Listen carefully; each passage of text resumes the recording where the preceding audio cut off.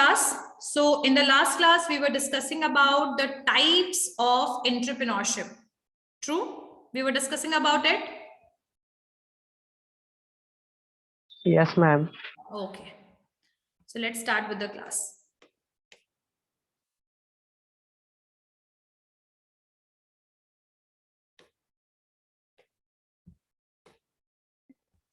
So we already discussed till technopreneurship, right?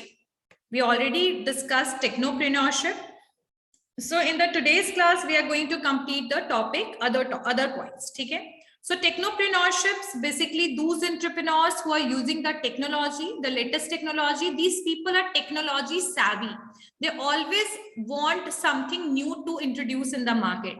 They will never dependent on the old strategy or the conventional way, traditional way, but they want to introduce something with new innovative ideas. They will never depend upon the conventional, but they will depend upon the technology, right? And the next one is hustler entrepreneurship. So we have to start from this. Ye ho gaya tha, Naman, hustler entrepreneurship is completed. Innovative से करना है sir. अच्छा, innovative was the okay. 4 entrepreneurship types बचे हुए थे, ठीक है. So let's start with the innovative entrepreneurship. ठीक है, hustler के बारे में भी थोड़ा सा बता देती हूँ. These people, these entrepreneurs are very much self-motivated. They don't require any other person. They are not waiting. मतलब इनको ये खुद सेल्फ मोटिवेटेड होते हैं कि we have to do something different in the market, we have to introduce something better product, we have to provide better service. They have their own goals, they have their own aspirations, and according to them they are succeed in their entrepreneurship. These people start with a very small business. They never think that we have to start with big. ऐसा इनका बिल्कुल mentality नहीं होता है. बिल्कुल छोटे से business से ये शुरू करेंगे, but their effort and hard working, इनका जो एफर्ट और इनका जो हार्ड वर्किंग है, जो इनका डेडिकेशन होगा, that will help the people. That ये लोगों को क्या करेगी, बेसिकली मोटिवेट करेगी कि मतलब ये इस टाइप के एंटरप्रेन्योर को मोटिवेट करेगी कि भाई हम स्मॉल बिजनेस को लार्ज बिजनेस में कन्वर्ट करें. मतलब in short, because of their dedication और their effort, their small business will be converted into the large business. ठीक है. They never believe that they are never wait for the opportunity to come. इनको opportunity मिले इसका कोई ये wait करेंगे नहीं. They will always think that they are always believing that fact that we are going to make the opportunity. ठीक है, तो ये अपॉर्चुनिटी खुद से बनाएंगे और उस अपॉर्चुनिटी को ग्रैब करेंगे. ये सही समय का इंतजार, वेट ऐसे नहीं होते हैं ये लोग. ठीक है. और hustler do not give up a high attitude. They are the big risk takers. ये बहुत ज्यादा रिस्क टेकर्स होते हैं और ये चैलेंजेस को फेस करने के लिए रेडी होते हैं. तो they are hustler. This whole process or this type of entrepreneurship is hustler entrepreneurship. So I guess this point is clear to all of you. Clear? Yes, ma'am.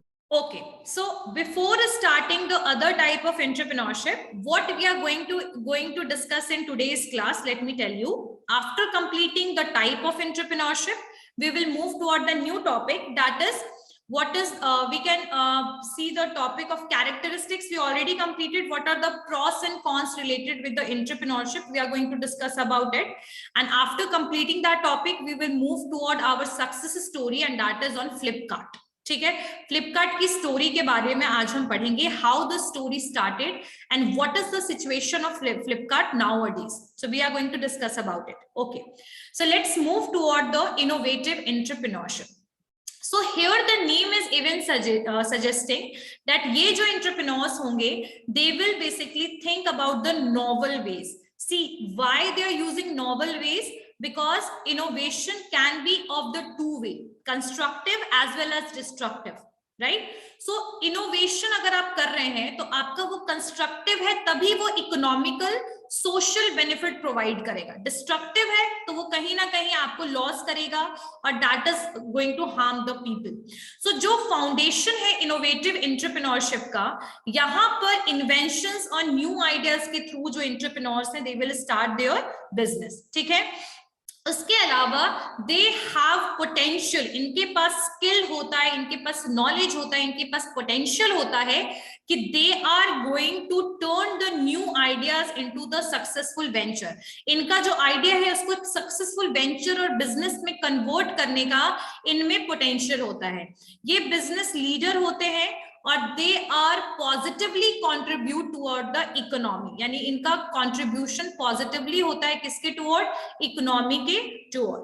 और ये जो कंपनीज होते हैं they make life better by providing product, यानी कि product को बेहतर product ये प्रोवाइड करते हैं ताकि लोगों का लाइफ ये बेटर बना सके, एक तरीके से सॉल्यूशन देते हैं, सर्विसेज प्रोवाइड करते हैं, ठीक है। और जो इनोवेटिव जो एंटरप्रेन्योर्स होंगे they are very much ambitious and they required a significant investment to turn a new idea into breakthrough service or product. But जो innovative entrepreneurs होते हैं उनको बहुत ज्यादा पैसों की रिक्वायरमेंट होती है, क्योंकि ये कोई नया मार्केट में लेकर आ रहे हैं, नई टेक्नोलॉजी लेकर आ रहे हैं, तो इसके लिए इनको पैसे की जरूरत होगी, इन्वेस्टमेंट की जरूरत होगी। तो ये अपने प्रोडक्ट को तभी बनाते हैं, तभी मार्केट में लेकर आ पाते हैं जब इनके पास प्रॉपर इन्वेस्टमेंट सिस्टम होगा। So they are this system is innovative entrepreneurship. I guess this point is clear. Innovative entrepreneurship is clear. Everyone? Yes, ma'am. Okay. And what about the others? Camera turn on karo sare bacche. Everyone turn on your camera. Chalo. Next one is imitative entrepreneurship. Okay, what is the meaning of imitates? Imitate का मतलब होता है जब हम किसी को copy करते हैं, ठीक है। जैसे कि तुम लोग मिमिक्री करते होंगे, है ना, मिमिक्री करते हो कि नहीं करते हो, मिमिक्स वगैरह, मेरा भी करते होगे, हो सकता है, possibilities there. So in short जो एंटरप्रेन्योर्स होते हैं या जो इमिटेटिव एंटरप्रेन्योरशिप है, यहाँ पर जो एंटरप्रेन्योर्स है दे आर मिमिक्स और imitates the existing business. Like whatever the business is present in the market, they are going to take the existing ideas. There is no innovation, but yes, they will take the idea, no doubt, but they will try to improve it. ठीक है। अब जैसे कि जो भी market में चल रही है चीजें वहीं से आइडिया लिया जाएगा, लेकिन उस आइडिया को बेहतर करिएगा, इंप्रूव करके उसको आप वेंचर अपने बिजनेस को शुरू कीजिएगा, ठीक है। ये जो कंपनीज होते हैं दे इमिटेट्स ऑलरेडी फंक्शनिंग प्रोडक्ट, जो मार्केट में प्रोडक्ट चल रहा है, सर्विस चल रहा है, उसी चीज को कॉपी करेंगे।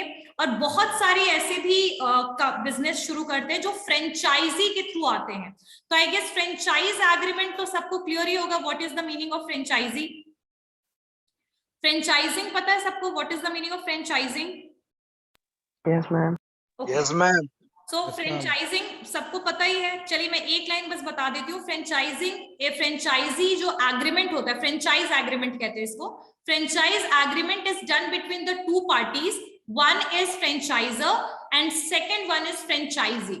Franchisers are the company who are giving the right through the agreement and because of the fee or the amount that you are able to open the same kind of business, ठीक है। आप same business को शुरू कर सकते हैं, branch आपका कहीं और होगा, अपना ऑफिस का खर्च आप खुद उठाइएगा, और जो फ्रेंचाइजी जो होगा वही इंडिविजुअल जो पर्सन होगा जो कंपनी का फ्रेंचाइज ले रहा है, वो एक पैसा देगा। जैसे मान लीजिए मैंने सुना है कि पटना में मैकडी का जो फ्रेंचाइज का रेट है 50 लाख है, ठीक है। सो द अमाउंट इज इधर वन टाइम पेमेंट होगा या तो आप कमीशन बेस्ड काम करते हैं, तो कंपनी टू कंपनी वो वैरी करता है। यहाँ पर आपको लाइसेंस मिल रहा है कि आप दूसरे कंपनी के लोगो को, दूसरे कंपनी के ब्रांड नेम को यूज करिए। प्रोडक्ट जो है वो चेंज आप नहीं कर सकते हैं, पॉलिसीज जो होगी वो आपको हेडक्वार्टर और कंपनी की पॉलिसीज को ही फॉलो करना पड़ेगा। But yes, the place, the profit, everything, whatever you earn through that will be your profit. तो वो आपका प्रॉफिट होगा, लेकिन कमीशन बेस्ड है तो आपको कमीशन देना पड़ेगा कंपनी को या फिर वन टाइम पेमेंट करना पड़ेगा। सो यहाँ पर इमिटेटिव एंटरप्रेन्योरशिप में वही चीज है कि जो एंटरप्रेन्योर्स हैं वो एग्जिस्टिंग बिजनेस आइडिया उसको यूज करेंगे। यहाँ पर रिस्क जो होगा ये वो एंटरप्रेन्योर्स होंगे जो रिस्क को थोड़ा सा मिनिमाइज करने की कोशिश करेंगे, ठीक है। हम लोगों को पता है कि जब मार्केट में किसी पर्टिकुलर ब्रांड का नाम ऑलरेडी एस्टैब्लिश्ड है, जैसे Domino's, one of the established brand of the pizza, right. So ये ऑलरेडी एस्टैब्लिश है, तो यहाँ पर आपका प्रोडक्ट नहीं सेल होने के चांसेस नहीं है, ठीक है, पक्का सेल होगा ही से होगा। लेकिन हाँ, कई बार एरियाज मैटर करने लग जाता है, इसीलिए आपने देखा होगा जितने भी फ्रेंचाइजी वाले जितने भी चेन स्टोर्स हैं आपके, ज्यादातर वो मार्केट एरिया में या हाई ट्रैफिक एरियाज में प्रेजेंट होते हैं। नोटिस किया है ना ये सब चीजें, है ना। तो यहाँ पर वही चीज है कि जो इमिटेटिव एंटरप्रेन्योर्स होंगे, they will take the ideas of the existing business and they are basically want to reduce the risk. And the imitative entrepreneurs जो होंगे, या तो अगर उन्होंने फ्रेंचाइज एग्रीमेंट के थ्रू उन्होंने अगर अपने बिजनेस को शुरू किया है, तो they are going to follow the rules and policies whatever is basically provided by the company, or either if it is not a chain store and there is no franchise agreement, but still you are taking the idea of that business from the other entrepreneur, other businesses, so यहाँ पर आप अपनी technology में थोड़ा बहुत changes ला सकते हो। लेकिन जहां तक अगर मैं बात करूं फ्रेंचाइज एग्रीमेंट की, तो यहाँ पर टेक्नोलॉजिकल चेंजेस क्या, आप अपने मेन्यू में भी चेंजेस नहीं ला सकते हो, ठीक है। तो इमिटेटिव एंटरप्रेन्योरशिप वही सिस्टम है जहां एंटरप्रेन्योर्स दूसरे एग्जिस्टिंग आइडियाज को कॉपी करेंगे, इनोवेशन कम होगा, रिस्क को मिनिमाइज करने की कोशिश करेंगे, और ये सेफ्टी के साथ अपने बिजनेस को रन करना चाहेंगे, ठीक है। क्लियर हो गई बात, समझ में आया। They are very less risk taker, ये रिस्क टेकर कम होते हैं। लेकिन जो इमिटेटिव एंटरप्रेन्योर्स होते हैं, अगर वो फ्रेंचाइज वाले सिचुएशन में you have required fund and आपके पास पैसे होने चाहिए, तभी you will able to get the franchise। चलिए next one is the researcher entrepreneurship। okay, what is the meaning of research? research का मतलब क्या होता है, कोई बताओ मुझे, what is the meaning of research? खोज करना किसी भी फील्ड में। हाँ, तो रिसर्च का मतलब है खोज करना। It is a basically way of gathering the data, it is a way of gathering the data information, सही बात है। सो रिसर्च जो है it is helping us to get the information and data for, and it is helpful to take the action, मतलब हम क्या आगे चल के एक्शन ले, कुछ बदलाव लेकर आना, तो चेंजेस क्या लेकर आए। और research can be possible in the various areas, it is not only about the marketing but it can be possible in the various areas, ठीक है। सो रिसर्चर क्या करते हैं, वो इन डेप्थ रिसर्च करते हैं। और रिसर्च भी दो तरीके से यहाँ डेटा को कलेक्ट किया जाता है, primary and secondary data, I guess सब लोगों को पता होगा ये चीज। तो यहाँ पर जो एंटरप्रेन्योर्स होंगे वो पहले क्या करेंगे, they will research on that particular business और एरिया। ये रिसर्चर जो होंगे ना, वो अपने रिस्क को मिनिमाइज करने की कोशिश करेंगे। ये ऐसे नहीं सोचेंगे कि चलो मुझे कल बिजनेस शुरू करना, 1 महीने बाद मैं बिजनेस शुरू करूंगा, नहीं। इनके ये पूरा के पूरा ना फैक्ट्स पे डिपेंडेंट होंगे। जब तक इनके पास अपने बिजनेस को शुरू करने के लिए फैक्ट्स, आइडियाज, इंफॉर्मेशन नहीं होगा ना, ये कोई भी डिसीजन नहीं लेंगे अपने बिजनेस को शुरू करने के लिए, ठीक है। ये ऐसा मानते हैं, जो ये रिसर्चर जो होंगे, एंटरप्रेन्योर्स जो होंगे, ये ऐसा मानेंगे कि अगर आप सक्सेसफुल बनना चाहते हो, अगर आप अपने बिजनेस को सक्सेसफुल बनाना चाहते हो, तो आप एक मिनट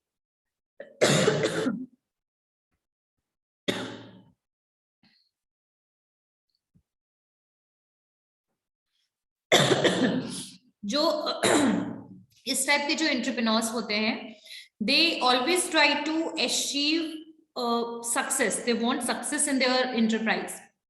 दे डोंट वांट कि उनका बिजनेस शुरू हो और बिजनेस बंद हो जाए। वो कोई ट्रायल स्टेज में नहीं रहना चाहते, जहां पर ये बिजनेस नया स्टार्ट कर रहे हैं, चलेगा डूबेगा, ऐसा कुछ ये थॉट प्रोसेस इनका नहीं होता है।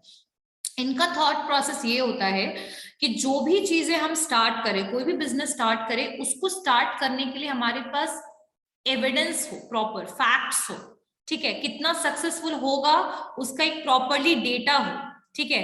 सेल्स फॉरकास्ट कर पाए कि कितना प्रोडक्ट सेल हो सकता है।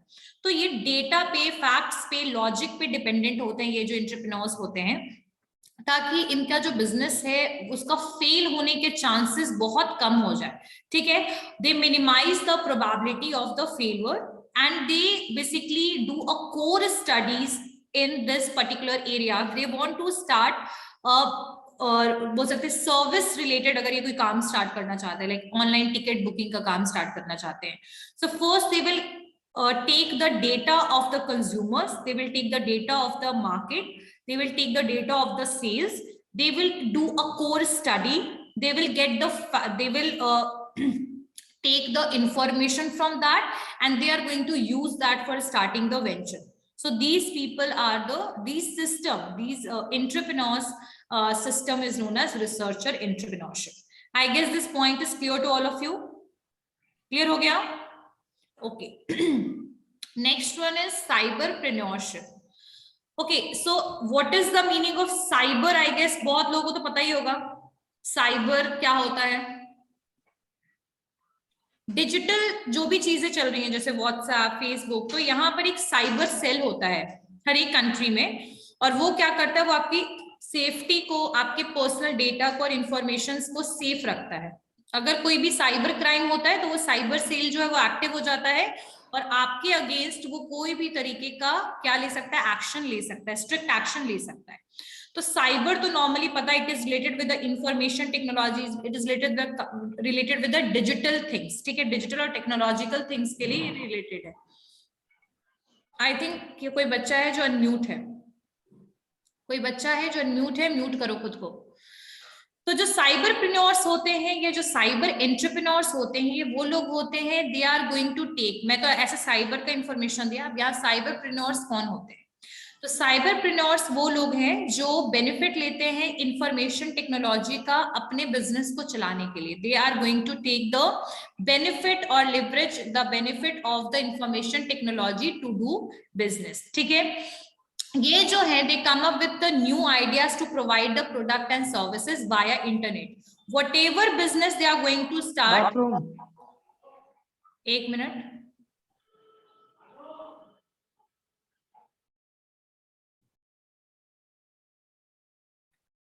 अगर क्लास में नहीं रहने आ रहा है बच्चे तो क्लास से बाहर जाइए या तो म्यूट हो जाओ. म्यूट रहो नहीं तो क्लास से बाहर जाओ.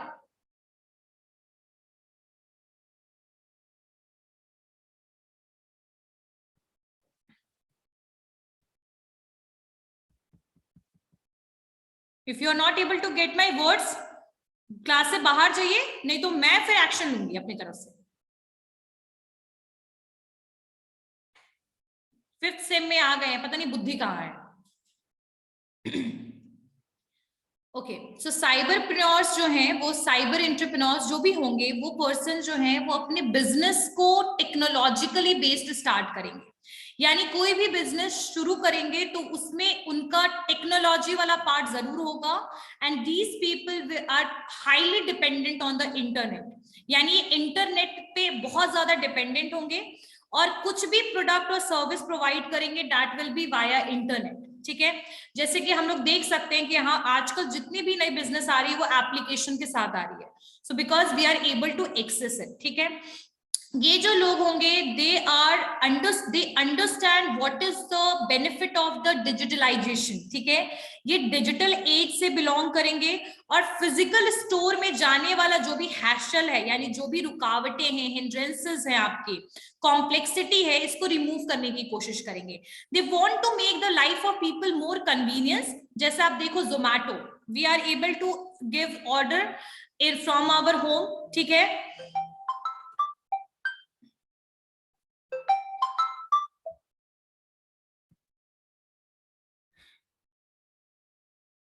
ठीक है. सो साइबरप्रेन्योर्स जो होंगे दे आर वेरी मच क्या बोल सकते हैं, they only exist online, they totally dependent upon the online transactions. Whatever they will do that will be via using internet. They understand the value of the digital age, and that is the reason they are basically known as the virtual business. So their business will be in online mode only. So we can take the example of so many things. Like आप example में आप देख सकते हैं, जैसे आपका बायजूस हो गया, वो बिल्कुल पूरा ऑनलाइन है, लेकिन yes, nowadays they are moving toward the offline में भी वो मूव कर रहे हैं. Now they have BLCs, Byju's learning centre, now they are establishing. but earlier it was totally working on the online mode. The same situation is with Unacademy, same situation is with Zomato. Like we can use the application or we can take the service via using the online mode. So the cyberpreneurs are those people who will provide the service, they will provide the goods, but the way of the distribution or offering will be based on the internet, and that is the reason they are known as the virtual business. Yes, it might be possible that their offices are located, but the system will be work according to the work in through internet. I guess this point is clear to all of you. Cyberpreneurship. Yes, Naman. Ma'am तो basically ये साइबरप्रेन्योरशिप एक टेक्नोप्रेन्योरशिप का derivative हुआ। बिल्कुल। Techno वाले में मैंने क्या बताया था कि जैसे टेक्नो वाली चीजों में ये था, it is not saying about that the business will be in online mode. उसमें टेक्नोलॉजिकल टेक्नोप्रेन्योरशिप में ये बात नहीं थी। वहां पर ये बात बोली गई थी कि हम टेक्नोलॉजी को बहुत ज्यादा यूज करेंगे, ठीक है। अब टेक्नोलॉजी का यूटिलाइजेशन सिर्फ हमारी इंफॉर्मेशन और टेक्नोलॉजी में तो है नहीं, आईटी में नहीं है, कम्युनिकेशन में नहीं है। Technology is in handpump as well. आपके हैंडपंप में भी टेक्नोलॉजी है, आपके इरिगेशन पंप में भी टेक्नोलॉजी है, ठीक है। सो द टेक्नोलॉजिकल जो एंटरप्रेन्योर्स होंगे, they will based on the latest technology. जैसे अगर आपने ऑफिस शुरू किया तो आपने ऑफिस में अपना जो प्रोसेसर लगाया, जैसे अगर आपने अकाउंटिंग और ऑडिट की कोई फर्म स्टार्ट किया तो आपने क्या किया, सैप का यूज किया, ना कि टैली का यूज किया। तो दैट इज टेक्नोलॉजिकल टेक्नोप्रेन्योरशिप इनको कहेंगे। साइबरप्रेन्योर्स वो होंगे जो सिर्फ ऑनलाइन ही बिजनेस करेंगे। आई बात समझ में? मतलब it is a part of the technological, बिल्कुल सही बात है। बट जो साइबरप्रेन्योर्स होंगे, they will basically run a virtual business. There existing in the offline, that is there is no surety of, मतलब वो श्योरिटी क्या होगा ही नहीं। Whatever they will do, they will use the internet for that. ठीक है, clear हो गया सबको? Everyone? Yes ma'am. Everyone? Okay, let's move toward the next point, next topic. I don't need to elaborate, but still let's start with this. What is the pros? What is the benefit, and what are merits and demerits of being an entrepreneur? क्या होगा, pros और cons क्या है? So if we are watching the successful entrepreneurs in the market, we are thinking that oh God, ये इन्होंने कर लिया, हम भी कर सकते हैं. This kind of attitude we have, but this is not true. If a person is successful, maybe it is possible that that person faced lot of challenges, and it might be possible that first they were in the trial stage, कई बार fail हो सकते हैं वो business में, और उसके बाद उन्होंने नया बिजनेस फिर शुरू किया। So what is the struggle story?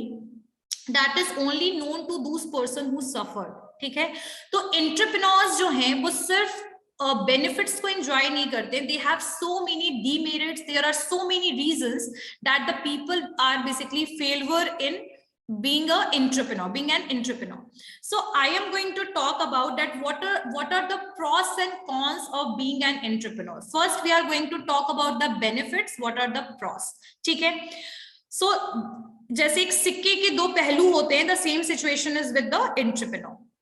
So first thing, what is the benefit? If we are talking about the benefit, so first thing is that you are your own boss. ठीक है, तो I guess I don't need to elaborate this point. इस point को elaboration की जरूरत है? No ma'am. ठीक है, so आप वही अपने खुद के बॉस रहेंगे, आप कंट्रोल कर सकते हैं। लेकिन अगर आपने जॉब किया, किसी के आप अंडर में काम कर रहे हो, तो आपका बॉस कोई और होगा। सही बात है? ट्रू है? सही बात है ना? आपका बॉस कोई और होगा। The policies that will be made in the organization, you have to work according to it. Otherwise, the action can be taken from the authoritative side. So process is you can your own boss, you can control the things, you have control in your future. ठीक है, second pros में आपका आएगा choices. ठीक है, you can set your working hours, अपने काम का समय आप खुद सेट कर सकते हैं जब आप अपना बिजनेस चला रहे हैं। लेकिन अगर आप एक ऑर्गेनाइजेशन में काम कर रहे हैं तो यहाँ पर अगर आपकी टाइमिंग है 9 AM, so you have to report at 9 AM। You can't report at 12, you can't report at 1 p.m, you can't report at 4 p.m. No. So you don't have such kind of option if you are working in an organization. But definitely if you are working in your own business, if you are a person who is establishing your own business, then in that situation you can choose your working time, you can choose your employees. See, if I am working in the organization right now, I have no choice that who are my colleague and who can be my colleague, right?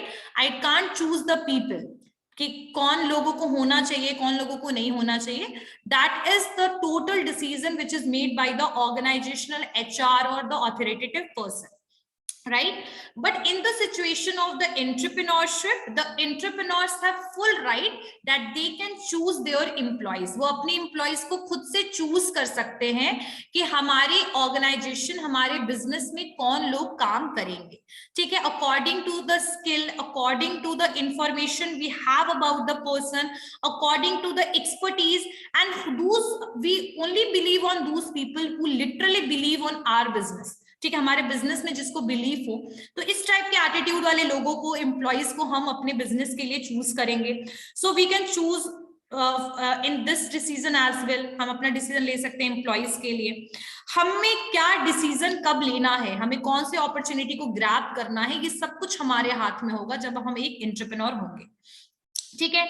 उसके अलावा we have full opportunity to utilize our skill, diversified skill जो मेरे पास है. Example में अगर मैं एक business शुरू करती हूँ और जो मेरे पास स्किल है, it is related with the finance, right? It is related with the marketing, it is can be related with the human resource. तो मैं अपने सारे स्किल को यूटिलाइज कर सकती हूँ अपने बिजनेस में. लेकिन अगर मैं कहीं काम कर रही हूँ तो मैं वही स्किल को यूटिलाइज करूंगी जिसकी रिक्वायरमेंट है, या जो मेरा डेजिग्नेटेड पोजीशन है, या जो मुझे वर्क असाइन किया गया है, जो मुझे टास्क मिला है. मैं सिर्फ वही काम जो है करूंगी और उसके लिए जितने स्किल की और नॉलेज की मुझे जरूरत है, मैं सिर्फ उतना ही यूटिलाइज करूंगी. लेकिन जब मैं अपना बिजनेस स्टार्ट करूंगी, जब मेरा बिजनेस खुद का चलेगा, तो डेफिनेटली मुझे सारे प्रॉस एंड कॉन्स, मतलब ये जितने भी डिसीजन लेने हैं मैं खुद लेना है. मुझे अपने जितने भी अपॉर्चुनिटीज दिख रहे हैं, जितने भी डिफरेंट एरियाज दिख रहे हैं काम के, वो सब जगह पे मैं खुद काम करूंगी. So here I am going to utilize my diversified skill, ठीक है? Next one is financial reward. Who is going to enjoy the reward? जो भी अर्निंग होगा उसका पूरा का पूरा फायदा, बेनिफिट वो मुझे मिलेगा. चाहे मेरी कंपनी को 5 लाख रुपए का फायदा होगा, that 5 lakh rupees I am going to enjoy. No doubt I have to pay the salary, but no doubt every whole profit is basically mine. सारा प्रॉफिट मेरा होगा. रिवॉर्ड वगैरह जो भी है वो मेरा होगा. Job security, definitely there is a job security. No one is going to fire you from your own business. No one is going to ask you to leave anytime. ठीक है? So in your own business there is a full security. क्योंकि आपका खुद का business है. जैसे आपके घर से आपको कोई नहीं निकाल सकता, वैसे आपके बिजनेस से आपको कोई नहीं निकाल सकता है, ठीक है? लेकिन अगर आप किसी ऑर्गेनाइजेशन में काम करते हैं और if your performance is not up to mark, अगर आपका परफॉर्मेंस अच्छा नहीं है, अगर आप अपने टारगेट को फुलफिल नहीं कर पा रहे हो, तो some time this is happening that the company is going to fire you. Company आपको टर्मिनेट कर देती है, कंपनी आपको हटा देती है. So there is a lack of security in the organization, but yes, if your own business is there, no one is going to ask you to leave. उसके अलावा there is a self satisfaction. There is a properly आपको एक self satisfaction मिलेगा, because whatever you are doing that is for your own purpose. आपका खुद का इसके लिए पर्पस है, ठीक है? पर्सनल गोल बहुत ज्यादा आपका इंक्लूडेड होता है आपके बिजनेस में, ठीक है? आपका खुद का गोल, यहाँ पर आपको सेल्फ सेटिस्फैक्शन मिलेगा, आपको पर्सनल रिकॉग्निशन मिलेगा, और पर्सनल अचीवमेंट, आपको रिकॉग्निशन, सोसाइटी में आपका एक इंस्पिरेशन की तरह आपको लिया जाएगा if you are a successful person. So here and जैसे कि मैं बता रही हूँ, जैसे हम लोग हर दिन केस स्टडी पढ़ते हैं किसी ना किसी का, तो वो उनके लिए क्या है, एक अचीवमेंट और एक सक्सेस ही तो है कि हमने उनकी स्टोरी को पढ़ा कॉलेज में, है ना? So it is a kind of inspiration. So these are the pros और benefit of being an entrepreneur, ठीक है? But if we are talking about the consequences, the worst thing which is basically here, the first point is risk. So much risk is indulged or involved in the entrepreneurship. because you have no guarantee about the success, you have no guarantee for getting the money regular. So in short there is a lot of risk, ठीक है, तो risk बहुत ज्यादा है, business failure के chances बहुत ज्यादा हैं आपके, टाइम कंज्यूमिंग है। अगर आपको लग रहा है कि अगर आप अपने बिजनेस, अगर मैं एक ऑफिस में रेगुलरली काम कर रही हूँ तो हो सकता है कि मेरा यहाँ टाइम 9 आवर्स के अलावा एक भी मिनट नहीं जाता हो ऑफिस के लिए, लेकिन अगर मैं कहीं अपना बिजनेस खुद का रन कर रही हूँ तो मेरे लिए कोई टाइम का लिमिटेशन तो रहेगा नहीं, मुझे हो सकता है मैं पूरे दिन काम करूं, है ना, टाइम कंज्यूमर होगा और आपको कई बार पूरे 20-20 घंटे तक भी आप काम करोगे बिकॉज वो आपका खुद का बिजनेस है, ठीक है। इनकम की कोई सिक्योरिटी नहीं है, हो सकता है कि एक महीने में आपको 5 लाख रुपए का रिवॉर्ड हो जाए और एक महीना आपको हो सकता है 50,000 का रिवॉर्ड हो या 4 लाख का रिवॉर्ड हो, 6 लाख का रिवॉर्ड हो। सो रेगुलरिटी नहीं है आपकी इनकम में, इरेगुलर इनकम है और कोई फिक्स्ड अमाउंट नहीं है, ठीक है। जैसे आपको सैलरी फिक्स्ड मिलता है वैसे ये फिक्स्ड ऐसा हो ऐसा जरूरी नहीं है। प्रेशर बहुत ज्यादा होता है, प्रेशर टू सक्सीड, क्योंकि कई बार आपके फैमिली मेंबर्स आपका सपोर्ट नहीं करते हैं। जब you are becoming an entrepreneur, your family is the first one who is against you because they never want कि उनके जो बच्चे हैं वो कोई रिस्क ले। आपके फैमिली में अगर आपको लोग सपोर्ट नहीं कर रहे हैं और आपने अपना बिजनेस शुरू किया और अगर आप फेल हो गए तो कहीं ना कहीं आपको सबसे पहले जो चीजें सुनने को मिलेगी, you will hear from your family, no doubt. So there is always a pressure because you sacrifice lot of things, you sacrifice your job, you sacrifices your family time, and after that you are indulged in your own business. So there is always pressure in your mind, you will be in stress sometime, आपको बहुत ज्यादा stress हो सकता है।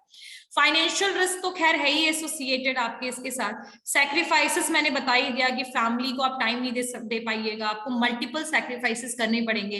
वो जो line घर वाले बोलते हैं ना, कुछ पाने के लिए कुछ खोना पड़ता है वाला सिचुएशन चलेगा। And even there is a lot of responsibilities because you are the person who is the founder of the business.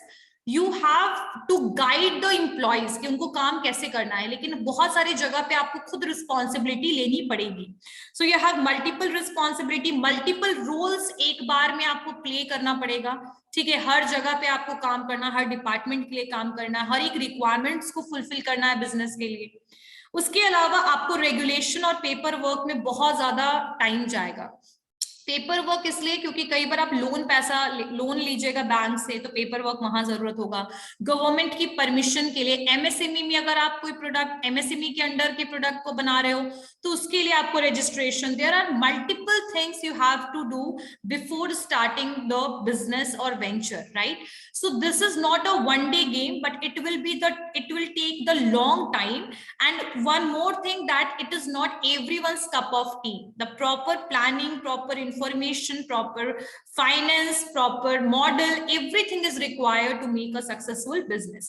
So there is a profit as well as there are some benefits as well as there are some losses or we can say demerits of being an entrepreneur. But yes, it is not sure that all these things are going to happen, but yes, with the entrepreneurship these two things are always related, pros and cons, benefits भी है और negative भी चीजें हैं। तो I guess this point और this topic is clear to all of you. Clear है सबको? Yes ma'am. क्या मैं कुछ ही बच्चों को पढ़ा रही हूँ, बाकी बच्चे क्यों नहीं बोलते हैं? Why you all are not speaking? Point is clear to all of you? Yes ma'am. Okay, so let's start with our today's success story and it is of Flipkart.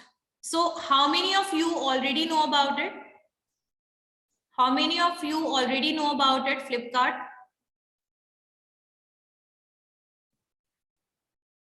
I guess this question is very irrelevant what I asked. लेकिन अगर उस irrelevant question में भी अगर आप लोगों के पास answer नहीं है तो भाई Flipkart कितने लोग यूज करते हो? हैंड रेज करो।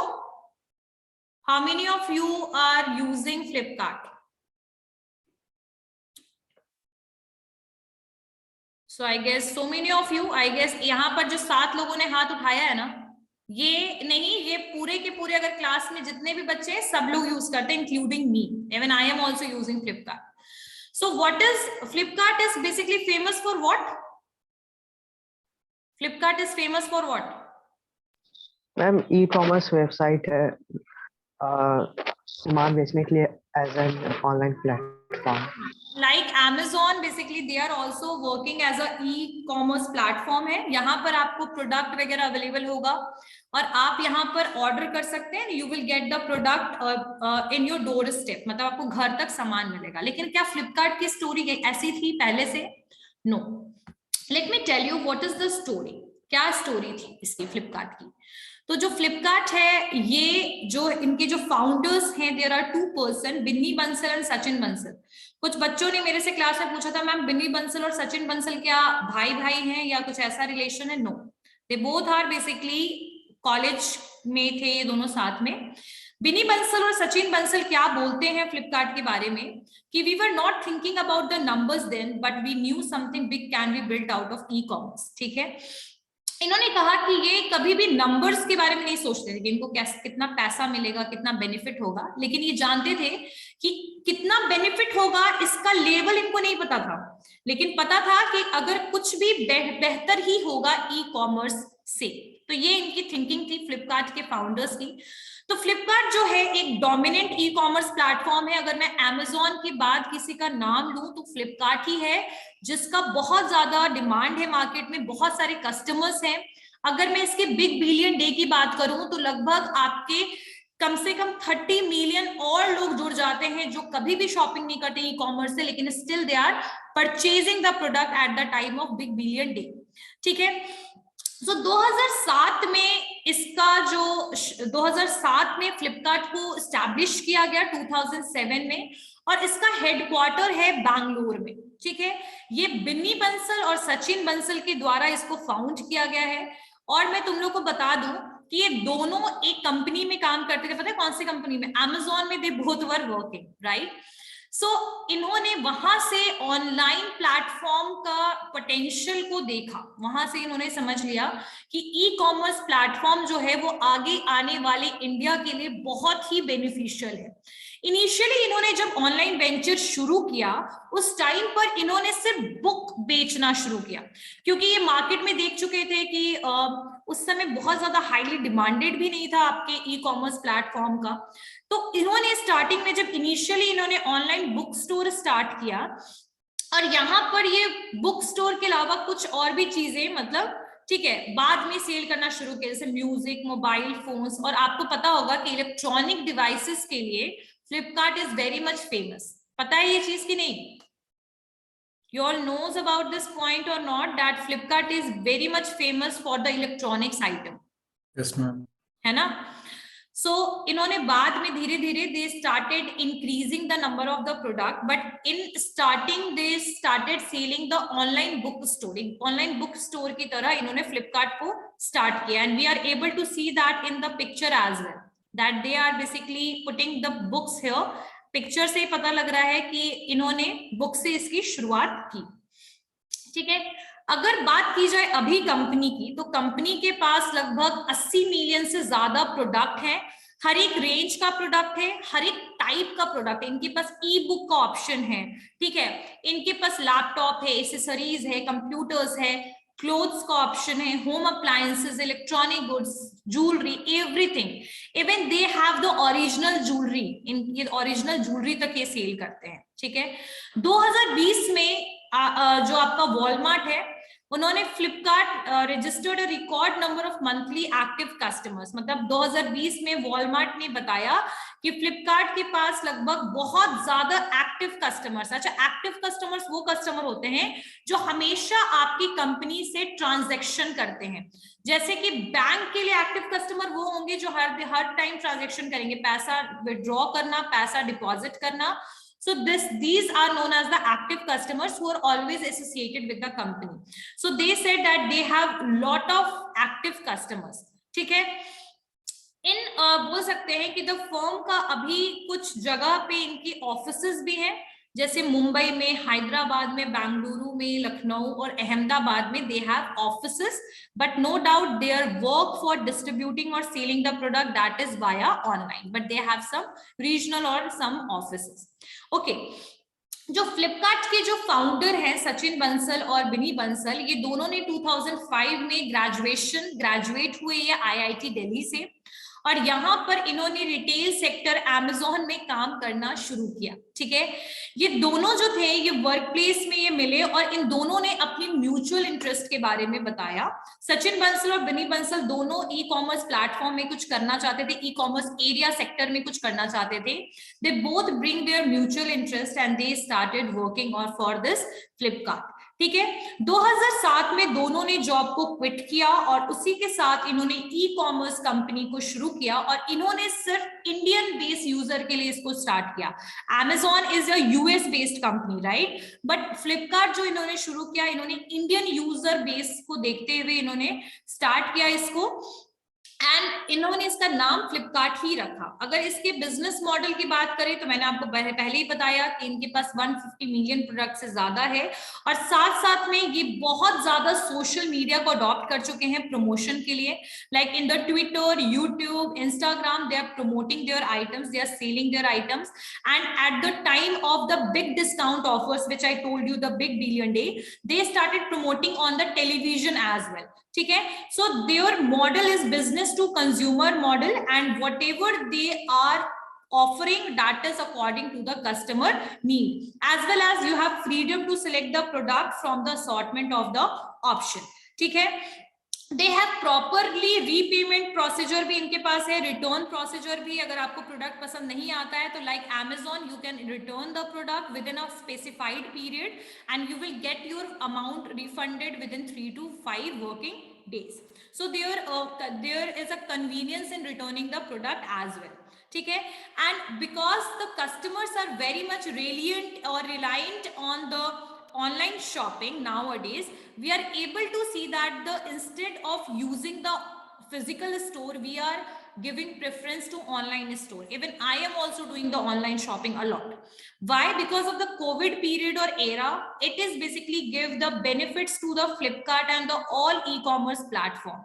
And आपको बता दूं कि Flipkart में अब आपको ग्रोसरी भी मिलता है, पता होगा सब लोगों को कि now grocery is also available in Flipkart. ठीक है, so they expanding their business after this, बोल सकते हैं इन्होंने कुछ दिनों बाद अपने बिजनेस को स्टार्ट किया, इसको एक्सपैंड किया। ठीक है, और इनके पास बहुत सारे ऑफर्स, मैंने बताया था सीओडी का ऑप्शन भी, अगर आपको पेमेंट करना है तो you can do the payment by using the cards, as well as you have full option to take the benefit of COD, cash on delivery. They have proper customer service. If you have any complaint, you can complain via using the customer service of Flipkart. You can connect them easily. Okay, and now even for increasing the trust of the people on the e-commerce platform, basically on Flipkart, they also started providing or allotting the one tag, एक tag इन्होंने product के ऊपर provide करना शुरू कर दिया, that is Flipkart assured product. So if the this word assured product is written, it means that product qualitative जो आपका प्रोडक्ट है वो ऑलरेडी चेक किया गया है फ्लिपकार्ट से और वो बहुत बेस्ट है. So basically it is a kind of recommendation which is provided by the Flipkart that if you will purchase the Flipkart assured product, the quality of the product will be fine. So they are basically double checked and ensure safety and the quality of the product, and they are providing the Flipkart assured product badge और tag जो है वो company के product को ये provide कर रहे हैं. ठीक है, अगर हम बात करें एक्विजिशन की तो देख सकते हैं आप कि फ्लिपकार्ट ने कितना ज्यादा एक्विजिशन किया है. आप लोग देख पा रहे होंगे आई गेस. ईबे, मिंत्रा, आपको बता दो फ्लिपकार्ट का ही है मिंत्रा अब. ठीक है, वी रीड, एफएक्स स्मार्ट, ठीक है, ये सारे के सारे ये आपके फ्लिपकार्ट के एक्विजिशन है. एक्विजिशन का मतलब फ्लिपकार्ट ने इनको एक्वायर किया है.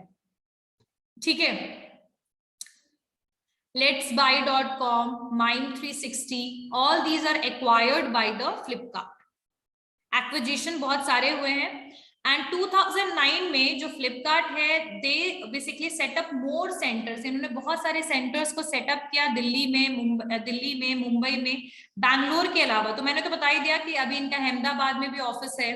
ठीक है, बैंगलोर, ये सब जगह पे इनका ऑफिस तो है. बैंगलोर तो हेडक्वार्टर ही एक है. 2014 में इन्होंने मिंत्रा को $400 मिलियन में एक्वायर किया. 2016 में इन्होंने जैबोंग को, अच्छा आप तुम लोगों में से कितने लोगों को पता है जैबोंग एक ई कॉमर्स प्लेटफॉर्म था?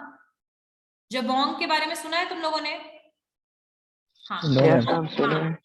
तो जैबोंग Yes, जो था, तो जैबोंग को भी एक फैशन वेबसाइट था, कपड़े वपड़े मिलते थे जैबोंग में, और मिंत्रा भी खैर फैशन वेबसाइट ही है एक तरीके से। तो ये इन्होंने मिंत्रा और जैबोंग को $70 मिलियन में जैबोंग को, और मिंत्रा को $400 मिलियन में इन्होंने परचेज कर लिया। और 2017 में इन्होंने कंपनी ने एक वेबसाइट को परचेज किया, पेमेंट वेबसाइट को, एंड दैट इज फोन पे।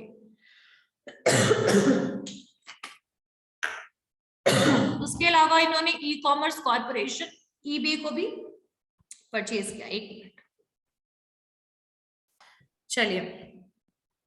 सो we were on this topic Flipkart. तो इनका एक्विजिशन के बारे में हम पढ़ रहे थे। तो एक्विजिशन आई गेस सबको क्लियर हो गया होगा, है ना, कि इन्होंने क्या क्या चीजों को, बहुत सारे कंपनीज को इन्होंने एक्वायर किया है। और 70, और फिर उन्होंने बाद में फोन पे के बारे में भी सुना होगा आप लोगों ने। फोन पे बहुत लोग यूज करते हैं अभी भी। तो फोन पे इन्होंने इसको भी परचेज कर लिया, ईबे को परचेज कर लिया। 2018 में फ्लिपकार्ट वॉज अक्वायर्ड। यहाँ पर देखिए ऊपर में लिखा था वॉलमार्ट, यहाँ पर देखिए फ्लिपकार्ट जो है उसको एक्वायर किया था 2018 में, उसके 77% शेयर को यूएस रिटेल जायंट वॉलमार्ट ने, इसको आपके फ्लिपकार्ट को एक्वायर किया था उसने, उल्टा मत समझ लीजिएगा, ठीक है। और अभी लगभग 2016 तक, मतलब from the time of its launch till 2016, जो सचिन बंसल थे वो सीईओ थे, और उसके बाद उन्होंने रिजाइन कर दिया। और अब 2016 के बाद बिनी बंसल जो है वो सीईओ हैं। और अभी सीईओ जो है वो कल्याण कृष्ण मूर्ति हैं, टाइगर ग्लोबल एग्जीक्यूटिव जो है, ये कल्याण कृष्ण मूर्ति जो है अभी प्रेजेंट के सीईओ है। एक बार और चेक कर लेना, हो सकता है चेंज भी हो सकते हैं। ओके।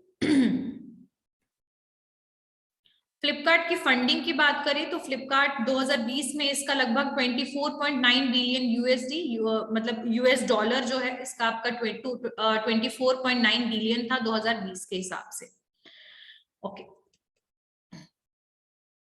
पैंडेमिक के टाइम पे इनका क्या सिचुएशन था? लाइक 2020 में जब पैंडेमिक आया उस समय लगभग हर एक इंडस्ट्री के ऊपर इसका बहुत एडवर्स इफेक्ट पड़ा था। एजुकेशनल, हेल्थ, रिटेल और ट्रांसपोर्ट टू टूरिज्म, हर एक पे आपका वर्स इफेक्ट था। लेकिन आपका उस टाइम पर भी जो आपका फ्लिपकार्ट था that was in the beneficial stage, और ई कॉमर्स के लिए आपका कोविड बहुत फेवरेबल रहा। और इन्होंने कुछ और भी चीजों का स्टार्ट किया, जैसे कि मैंने बताया था grocery they started providing even आपका जो Amazon था उन्होंने भी ये चीज शुरू किया, और Amazon ने तो आपकी फ्रेश वेजिटेबल्स तक वो घर पे पहुंचा देते थे। So this is how the pandemic was even overturn pretty much irrespective of our life, but the online shopping की तरफ बहुत सारे लोग जो थे वो मूव कर गए at that time. And who is the competitor of Flipkart? Competitor कौन है फ्लिपकार्ट के? Amazon हो गया आपका, उसके अलावा आपका स्नैपडील हो गया, ठीक है। लेकिन अगर मेजर कॉम्पिटिटर की बात करें तो Amazon is the major competitor. So I guess what is the story of the Flipkart and how the journey was started? Everything is clear to all of you? Everything is clear? yes, ma'am. Okay. So in the next class, what we are going to understand, we are going to take one more story and we are going to understand about the what are the theories देख लेंगे अगर कुछ होगा तो। we are going to see that some theories and all, not those theory, Walker, Schumpeter और Peter Drucker की theories के अलावा थ्योरीज हैं वो हम लोग देखेंगे, ठीक है। So I guess the everything is clear to all of you, whatever we studied, जो भी चीजें हम लोगों ने पढ़ा सबको क्लियर है? Yes, ma'am. Okay. So in the next class, we will start with the new story.